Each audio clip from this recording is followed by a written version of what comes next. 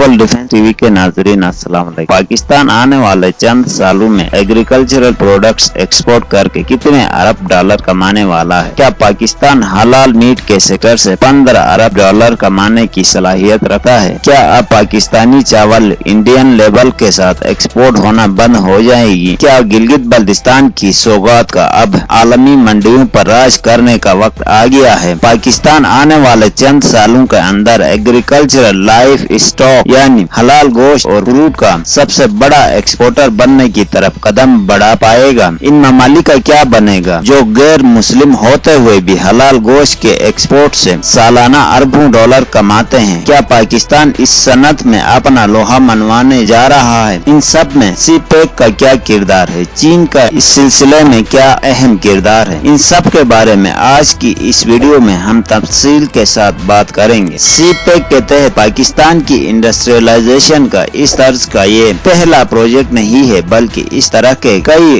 और प्रोजेक्ट्स पर काम किया जा रहा है ताकि इंडस्ट्रियलाइजेशन के इस पहले मरहले में पाकिस्तान की इंडस्ट्री के इन सेक्टर्स पर तवज्जो दी जाए जिनको बहुत कम अरसे में निहायत ही आसानी के साथ फंक्शनल किया जा सकता है और अरबों के हिसाब से ज़र मुबादला कमाया जा सकता है। जैसा कि इससे पहले हमने अपनी एक वीडियो में बताया था कि अब पाकिस्तान की सनतों से कम कीमत पर खरीद कर जर्मनी जराही के मुख्तलिफ आलात पर अपना लेबल लगाकर आलमी मंडियों में कई गुना ज्यादा महंगे दामों बेच रहा है और अब पाकिस्तान इन तमाम जराही के आलात यानी मेडिकल इक्विपमेंट्स को पाकिस्तान में ही मजीद प्रोसेस करेगा, जिसके लिए आलमी इकबाल इंडस्ट्रियल जोन जो कि सीपे के तहत बनने वाला पहला इकोनॉमिक जोन है में एक बड़े हिस्से को ऐसी सनतों के लिए मुख्तस कर चुका है जहां चाइना समेत दुनिया भर के इन्वेस्टर्स सिर्फ और सिर्फ मेडिकल इक्विपमेंट को आलमी सतह की मयार के मुताबिक प्रोसेस करने के मुख्तलिफ यूनिट्स लगा रहे हैं, जिससे पाकिस्तान अब इस काबिल होगा कि वो अपनी मेडिकल इक्विपमेंट्स पर मेड इन पाकिस्तान लिखकर पूरी दुनिया को सप्लाई कर सके और अरबों में ज़र मुबादला कमा सके। इस वीडियो में हम आपके साथ पाकिस्तान की इंडस्ट्री के इन सेक्टर्स की डेवलपमेंट के बारे में बात करेंगे जिन सेक्टर्स में पाकिस्तान की ज़र मुबादला कमाने की सलाहियत मौजूद होने के बावजूद माजी में इन सेक्टर्स पर तवज्जो नहीं दी जाती थी, मगर सीपेक यानी चाइना पाकिस्तान इकोनॉमिक कॉरिडोर के प्रोजेक्ट की वजह से अब पाकिस्तान ने अपने इन सेक्टर्स पर भी तवज्जो देना शुरू किया है और ये सेक्टर्स पाकिस्तान को अरबों डॉलर ज़र मुबादला कमा कर देंगे। इन सेक्टर्स को डेवलप करने का एग्रीमेंट पाकिस्तान के चाइना के साथ पिछले साल किया था और अब इन सेक्टर्स पर बड़ी तेजी के साथ काम शुरू किया जा चुका है। इन सेक्टर्स में सरफिरिस्त लाइफ स्टॉक और एग्रीकल्चर के सेक्टर्स हैं। सीपेक के फेज 1 की तकमील के साथ ही पाकिस्तान और चाइना के दरमियान ये मुआहिदा तय पाया था कि चीन पाकिस्तान के एग्रीकल्चर के सेक्टर को निहायत ही मॉडर्न टेक्नोलॉजी के इस्तेमाल और एग्रीकल्चरल प्रोडक्ट्स की प्रोसेसिंग में मदद करेगा। दोस्तों, पाकिस्तान आज तक सिर्फ इसी वजह से अरबों डॉलर से महरूम होता रहा है क्योंकि पाकिस्तान में एग्रीकल्चरल प्रोडक्ट्स की इंटरनेशनल स्टैंडर्ड के प्रोसेसिंग प्लांट्स मौजूद नहीं है। यही वजह है कि पाकिस्तान से मैंगो, राइस, कीनू और इस तरह की कई प्रोडक्ट्स सालाना कई ममालिक खरीदते हैं और इनको अपने मुल्क में प्रोसेसिंग से गुजार कर अपने मुल्क का लेबल लगाकर दूसरे ममालिक एक्सपोर्ट करते हैं, अरबों डॉलर का ज़र मुबादला कमाते हैं, जबकि पाकिस्तान इन एग्रीकल्चरल प्रोडक्ट्स का प्रोड्यूसर मुल्क होने के बावजूद कुछ नहीं कमा पाता। इस टॉपिक पर मजीद तफसील हम आज की इस वीडियो में आपके साथ शेयर करेंगे कि कैसे पाकिस्तान इन प्रोजेक्ट्स को पाकिस्तान के कौन कौन से हिस्से में लगाने वाला है और किस खिते में कौन से प्रोजेक्ट्स कितनी मुलाजमतें पैदा करेंगे और इसी तरह लाइफ स्टॉक के सेक्टर से पाकिस्तान सिर्फ और सिर्फ हलाल गोश्त एक्सपोर्ट करके 15 से 20 अरब निहायत आसानी के साथ ही कमा सकता है, क्योंकि न्यूजीलैंड, ऑस्ट्रेलिया और हिंदुस्तान जैसे गैर मुस्लिम मुल्क सालाना कई अरब ज़र मुबादला सिर्फ और सिर्फ इसीलिए कमाने में कामयाब हो रहे हैं क्योंकि इन हलाल मीट एक्सपोर्टिंग कंट्रीज के पास अच्छी हाइजीनिक मीट प्रोसेसिंग यूनिट्स मौजूद हैं, जहां रोजाना कई टन गोश्त को एक्सपोर्ट के लिए तैयार किया जाता है। मगर पाकिस्तान एक मुसलमान मुल्क होने के बावजूद आलमी मंडी का 2% हलाल मीट भी एक्सपोर्ट नहीं करता। अगर पाकिस्तान इब्तिदाई सालों में सिर्फ और सिर्फ हलाल मीट की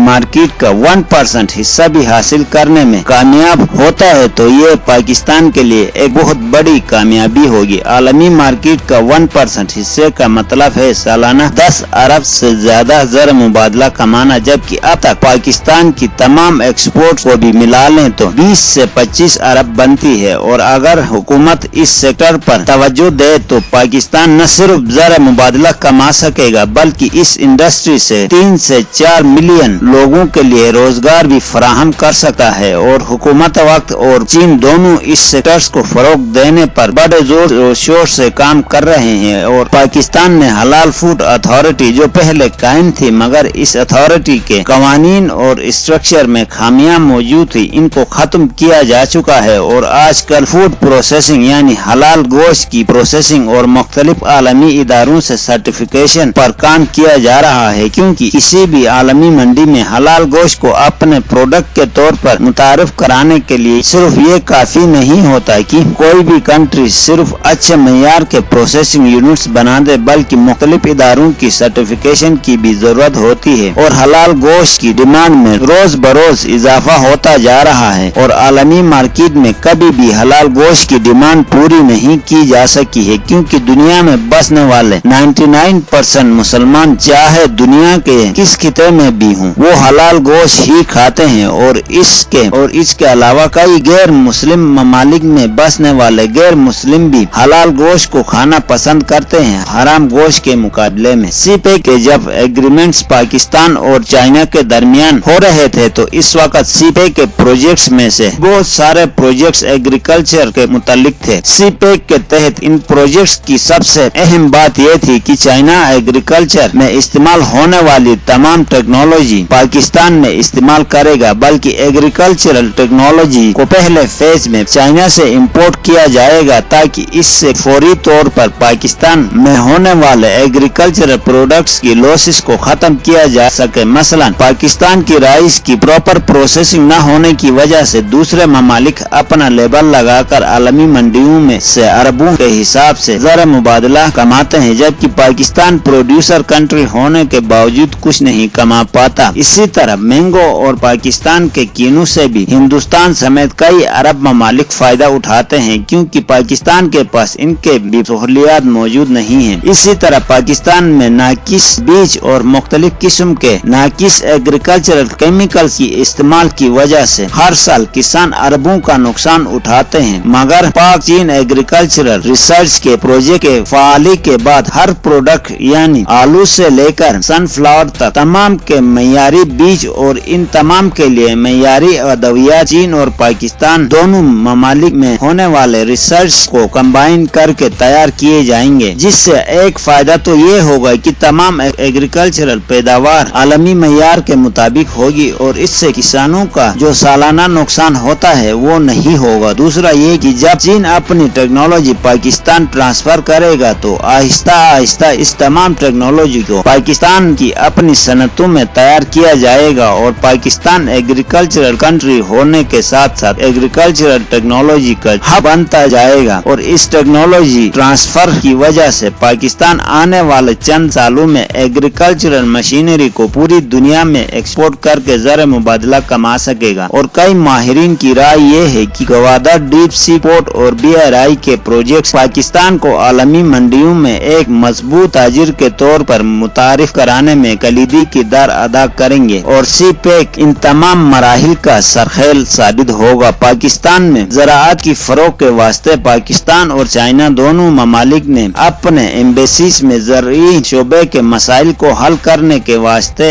एक अलग डिपार्टमेंट की तश्कील भी दे दी है। इस डिपार्टमेंट का काम सिर्फ ये होगा कि वो दोनों ममालिक में होने वाले रिसर्च जो एग्रीकल्चर से मुतल्लिक है इसे मजीद बेहतर बनाकर आपस में शेयर करें और इन पर अमली तौर पर इक़दामात करें। इसके अलावा दोनों ममालिक के दरमियान एग्रीकल्चरल सेक्टर को मजीद फरोग दे। इस सिलसिले में गिलगित बल्तिस्तान में मुख्तलिफ किस्म के फ्रूट प्रोसेसिंग यूनिट्स लगाए जाएंगे ताकि यहाँ ज़ाया होने वाले हजारों टन फ्रूट से मुख्तलिफ किस्म की प्रोडक्ट्स तैयार की जा सके, जिनसे न सिर्फ पाकिस्तान डॉलर कमा सकेगा बल्कि मुकामी लोगों को रोजगार के मौके भी फराहम होंगे। इसी तरह गिलगित बल्तिस्तान से हलाल गोश्त को भी दुनिया भर में एक्सपोर्ट किया जा सकता है, क्योंकि यहाँ का आब व हवा लाइफ मुख्तलिफ स्टॉक के लिए निहायत ही मौजू करार दिया जा रहा है। इसके अलावा बलूचिस्तान के खजूर और पंजाब के आलू और प्याज से भी मुख्तलिफ प्रोडक्ट्स बनाकर पाकिस्तान निहायत ही कम खर्च करके चाइना के ताउन से सालाना अरबों डॉलर कमाएगा और सीपे के तहत केपिको और सिंध में भी कई प्लांट्स लगाए जाएंगे जो पाकिस्तान की मैशियत को संभाला देने में इंतहाई अहम किरदार अदा करेंगे, क्योंकि किसी भी कंट्री की माशी ग्रोथ में इंफ्रास्ट्रक्चर बड़ा अहम किरदार अदा करता है। वो इस तरह की दुनिया के बहुत सारे ममालिक में बहुत सी एशिया पैदा की जा सकती है, मगर इन खेतों में पैदा की जाने वाली एशिया की इस कंट्री की इकोनॉमी में कोई खास किरदार नहीं होता, क्योंकि इन एशिया को बड़ी मंडियों तक रिसाई हासिल नहीं होती, जिसकी वजह से इन एशिया का एक बड़ा हिस्सा जाया हो जाता है। मगर जब सीपेक के तमाम प्रोजेक्ट्स मुकम्मल होंगे तो ये इंफ्रास्ट्रक्चर का नेटवर्क पाकिस्तान के हर कोने को आपस में मिला देगा और पाकिस्तान के तमाम ज़रूरी इलाकों की रिसाई पोर्ट सिटीज तक मुमकिन बना देगा और ग्वादर जैसा डीप सी पोर्ट BRI के जरिए पाकिस्तान की पैदावार को आलमी मंडियों तक पहुंचा देगा। इसका मतलब हरगिज ये नहीं पहले ये इलाके दुनिया से कटे हुए थे। इन तमाम इलाकों में सड़कें मौजूद थी, मगर सीपेक ने सफरी सहूलियत पहले से बढ़ाने के साथ साथ सफर के दौरानिये को बहुत ही कम कर दिया है। बाज़ इलाकों में 6 घंटे के सफर को कम करके 2 से 3 घंटे तक महदूद किया है, जो किसी भी प्रोडक्ट को किसी भी मार्केट में पहुंचाने के लिए निहायत ही अहम होती है। दोस्तों, आज के लिए इतना ही काफी है। कल एक नई वीडियो के साथ हाजिर होंगे। वीडियो पसंद आए तो लाइक करना और शेयर करना न भूलिएगा और हमारे चैनल को सब्सक्राइब जरूर करें। Thank you.